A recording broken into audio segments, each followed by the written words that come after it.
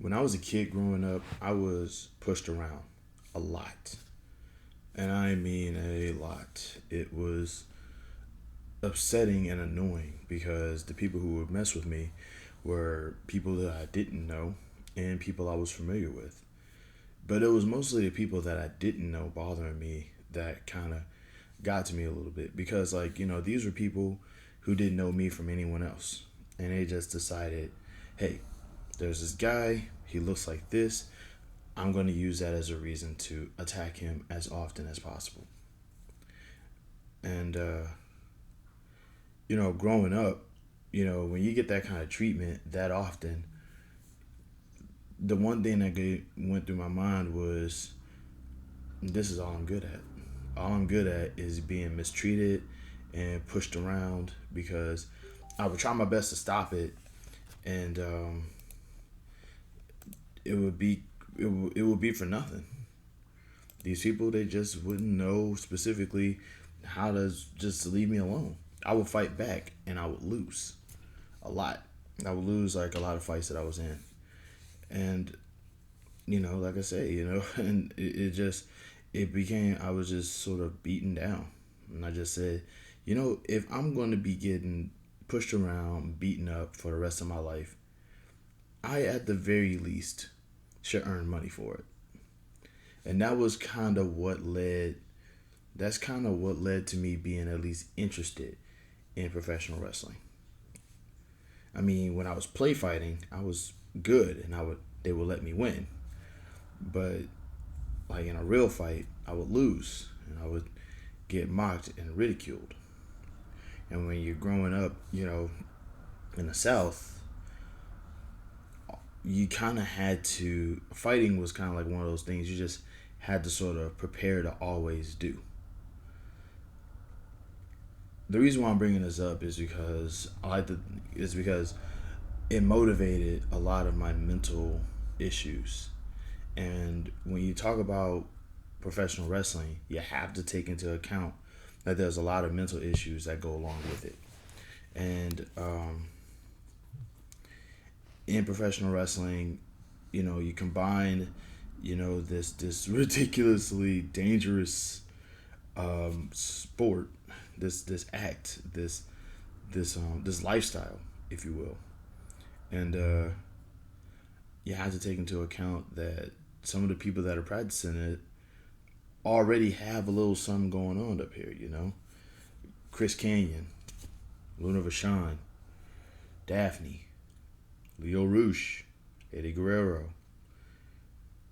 Chris Benoit, myself. There's a like you can go down the list, and it would be like you can go down the list, and in any company, there's going to be somebody who has something wrong with them in some fashion. And I just really feel like in the, professional wrestling. I'm not saying that there should be like um, some kind of professional wrestling exclusive mental health something, but like if we can't do it for the nation, at the very least, let's do it for the place where you can get the most head injuries in. You know what I'm saying? Because you can get hit with a head, get hit in the head with a chair, and forget who your family is. Anything can happen, and you also have to take into consideration that like a lot of these people who got into the business, some of them anyway, weren't exactly, they weren't here to begin with. So it just makes it even more of a challenge to sort of like you also take. I mean, like there's a lot of factors that go into professional wrestling that messes with somebody's mentality. First off, crowd reaction. Imagine wrestling a match and nobody does. Imagine wrestling a match like I'm talking like a good, I don't know, a good 10 minutes. And you're giving it your all in that 10 minutes. You're looking good. The match is good. You feel good, and the crowd around you does nothing. No reaction, no clapping, no booing, nothing. Like think the North Korea episode of Dark Side of the Ring.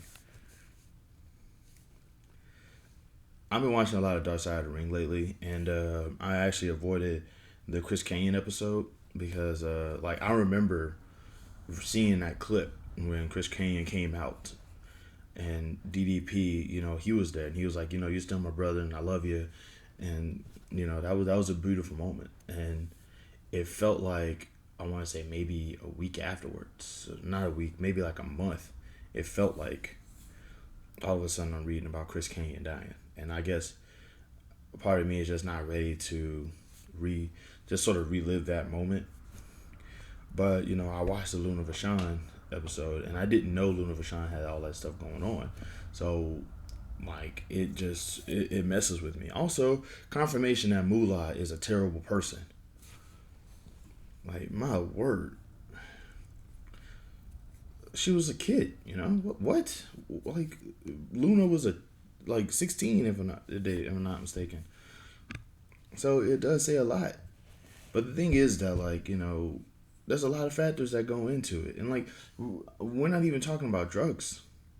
I don't even want to talk about. I don't do drugs, so I don't know what drugs do to people. But I do know, like, when you're in professional wrestling, you kind of, I don't want to say seek approval, but like I do know that, like, you want a reaction in some fashion. You don't want too much praise if you're the bad guy, but you don't want complete silence. You don't want to give it your all in a wrestling match and not be told good match afterwards. Like there's imagine being that one wrestler that no fan wants to interact with. Like that hurts. And we really don't take it into consideration because professional wrestling for a long time was seen as this macho collection of just ridiculously ripped white guys who could just walk around and got the their you know what I'm saying. That was what it was back then. But now, I mean, like, now with everything that's coming out in the open about what wrestling was like back then, combined with how people are today, there needs to be some sort of priority towards, like, there should be like, I'm not trying to tell the wrestling world how to be, because I'm just a guy on the outside. I train a little bit. I took a couple of bumps here and there. I got paid for one show in my lifetime wrestling. But if I could critique professional wrestling for a moment, there should really be some kind of, some kind of help.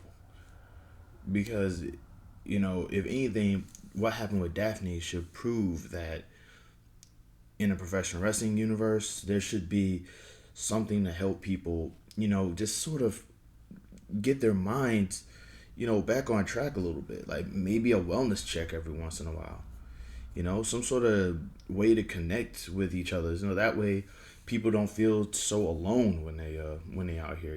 Like maybe, I don't know, a circle, like maybe a registry of people who to contact when you're going through these things. Professional wrestling takes its toll on people, not just physically. So, like for me anyway, I know that if I get depressed, I'm going to want to talk to a wrestler who has been depressed in this situation before and see how they handled it, just so I could take notes. Something. That Luna Vachon episode really kind of messed with me a little bit. It really did. Because it's like, when you kind of, like, because I'm not, like, once again, I've never taken drugs before, but I can only assume that, like, when you feel like nobody has your back, that's kind of that's plan B.